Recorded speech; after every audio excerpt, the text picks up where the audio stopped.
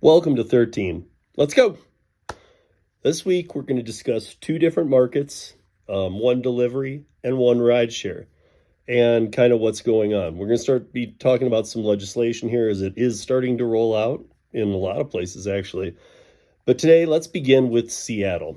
And in fact, specifically, let's begin with the delivery horror story problem that is going on in Seattle. Couple bullet points just to get us up to speed. The pay up now legislation. Now we know this was enacted for rideshare. It was more of a TLC thing. That let's keep separate up in Seattle. But let's talk about the pay up law enacted January 13th of this year, 2024, which was supposed to ensure minimum wage paid by companies including Doordash, Uber Eats, Instacart, and the other giants. But restaurants and customers have said it completely backfired. It needs to be revoked. And that's easily over 80% of the people do not want this on any part, not just the giants, not just the customers, the restaurants, they all got attacked and the companies played the legislation like a fiddle. Now they are going back and looking at this. So we'll take one company in specific up in Seattle. There's a restaurant, Spice Walla. I hope I'm saying that right. Reports that they have seen way fewer orders, and they have 3 locations that have lost roughly just over 30% of their delivery business since this law was enacted. That is supposed to help gig workers. Now we also have the other side of the coin where about the same. About 1 out of every 10 gig workers said they're doing better, delivery drivers, that they're doing better now since the legislation, and 9 out of 10 say that it has completely ended the market. Now, we can get into part of that. Obviously, part of that you can tell from this one example. There are many, but if one business owner who owns 3 restaurants says that they're losing, that they've lost over 35 or over 30% of their delivery orders, it really, who cares what the reason is? The bottom line is the legislation made the gig apps do what they did and add a fee to them and increase the prices, which they probably used to their advantage. They were going to do it anyway. So now the city council is going back to the drawing board, and they're trying to get that $26.83 minimum wage down to just under $20 an hour, which is Seattle's minimum wage. So now we're not dealing like the other states that have tried to increase the amount. Now we're dealing with Seattle's minimum wage that you will be paid for active time. So if they're throttling you around 65, 70%, and you can't get, that means never in an hour will you get the full, you won't even make minimum wage. I mean, hopefully some of the hustlers still can make it. But the problem is this has destroyed the market because it's made it way too expensive for the customer. And they've really hurt the restaurants by raising the prices. So the companies have almost double taxed. They've put the fees onto the customers, and they've raised the prices on the restaurants. So what's a city to do, right? So in response, DoorDash is pushing for so they want the $20, they want the minimum wage, but Seattle, when they go back to meet, they also want 35 cents a mile at least to be tacked on. DoorDash in response said that that's not acceptable. They won't even accept that. They want a complete repeal. This is a quote from DoorDash. Our message to the council is the same as the message we're overwhelmingly hearing from Dashers, businesses, and consumers in Seattle. It's time to fix this broken law. The regulatory response fee in Seattle, that's the one that they passed on to the customers, basically saying, since Seattle passed this regulation, we need you, the customer, to pay it. So the regulatory response fee in Seattle helps offset the costs associated with this law. If those costs can be decreased, we will explore all options to increase affordability for customers, including a reduction of the fee. So if you listen to all that, is it a nice comment or was that just a threat? Because to me, That's a threat to the city of Seattle. It's a threat to the customers. Things won't get better. And it's definitely a threat to the Dashers of, you liking this? You liking what you asked for? Again, I'm not blaming anybody. Clearly, the Seattle Council wanted better things for its drivers. But this is what happens when you push these companies a little too far. And there's no definition. So there's no defined space, as this is the hybrid version of an independent contractor. There's no middle ground to go battle on. So there's a workaround. I mean, everybody watching this could probably think of workarounds to any type of legislation like this that the companies will do, especially as we hear these, because now you've got an idea for the next time legislation goes. So again, always leave your comments in this, what you think. And if you're up in Seattle, let me know what you think. Are you one of the 10? Are you one of the 10 that says that you're okay with the way it is now? Or are you one of the 9 of 10 that are saying, get us out of this, get it back to how it was, even though it wasn't perfect, it was better? Just curious. And if you're not up there, let me know what you think as well. Always love the comments on 13. So now let's jump over to what is happening in Minnesota. Try to get these notes together. Hopefully we fit this in.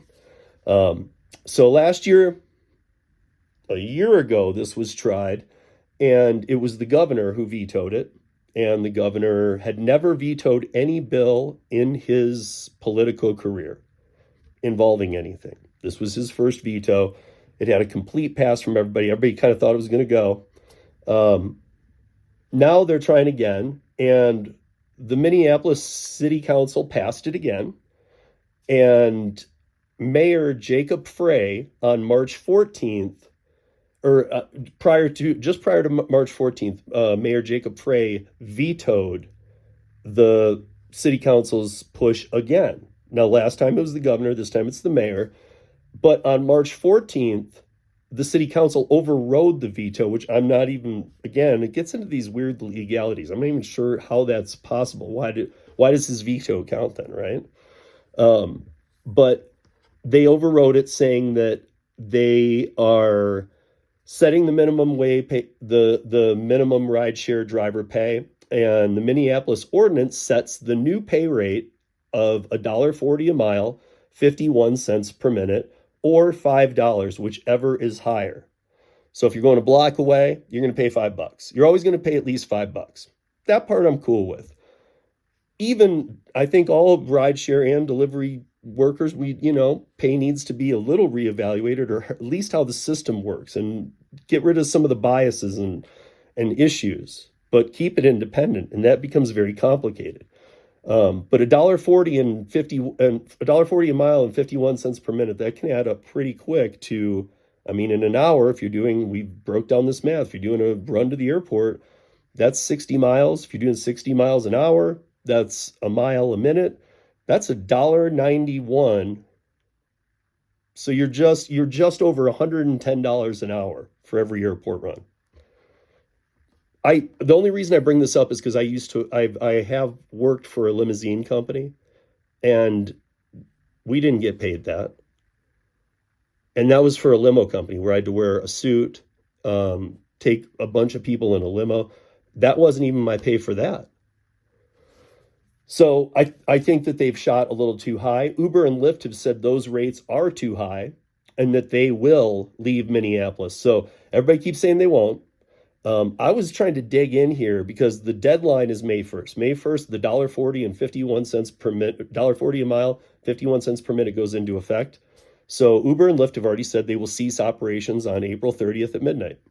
They won't keep the system running. Uber Eats will stay. But they have said Uber will leave. Now, the part that I had to go look up is that both rideshare companies, Uber and Lyft, have submitted a number to Minneapolis to kind of try and meet in the middle. And it's more in the middle than I thought it would be. I'm not saying it's the answer, guys. I'm not up in Minneapolis, so this isn't my fight. However, I'm trying to make sure you guys are aware. So, and this could be coming to your city very soon. But so both Uber and Lyft have said they would do 89 cents a mile and 49 cents a minute. And right now it's 79 cents a mile and 20 cents a minute. So, I mean, that's still going to be, what is that, $1.09? So that's still going to be 30 cents a mile minute increase. I mean, it's not the $1.91, but now if they leave, what happens, right? That's the big question. So Eric Foreman, if you're not familiar with that name, he is the co-founder of the Drivers Cooperative, or Co-op Ride. It's based out of New York. It is a co-op. It has ways of it's kind of unionish a little bit, the way it works. But he wants to sign up drivers. He said that we also need riders, and so we're calling on people in Minnesota to get involved.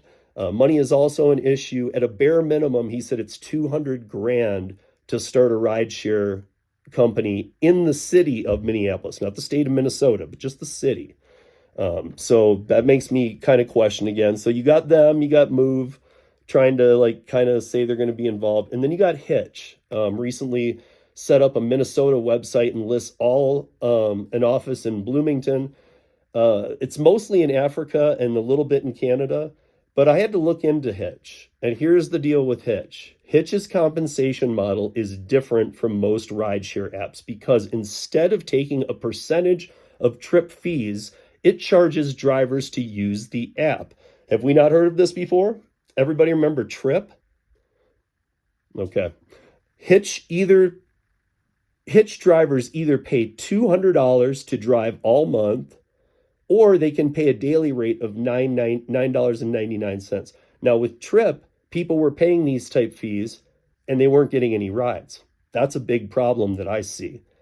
I mean, again, even with Uber and Lyft gone, they did that in Austin. The other little companies there couldn't pick up all the clients. So it wasn't like they just instantly went over to the new one. So does this work? It only works. It's a pyramid scheme unless you have enough customers. Do they? I don't know. I don't think they do.